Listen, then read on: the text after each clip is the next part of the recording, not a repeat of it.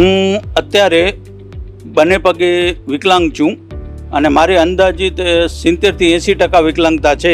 મારે છેલ્લે 2018થી હું સરકારશ્રીની મદદથી જિલ્લા ઉદ્યોગ કેન્દ્રમાંથી મેં લોન લઈ મારો ખુદનો ધંધો શરૂ કર્યો છે અને ગામડે ગામડે લગભગ પશ્ચિમ કચ્છના તમામ ગામડા હું રોજ કવર કરું છું. ખારીસિંગ અને દાળિયાના મારા જે સ્વરોજગારનો જે ધંધો છે તેમાં માર્કેટિંગનું કામ મારું છે. હું બજારમાં વેચવા જાઉં છું, જ્યારે મારા પત્ની પેકેજિંગનું કામ કરે છે અને મારે ત્યાં મશીનરી જે છે તે મશીનરી પણ મેં સરકારશ્રીની સહાયથી મેળવી છે. આ કામથી મારો જીવનમાં ઘણું પરિવર્તન આવ્યું છે અને બદલાવ આવ્યો છે.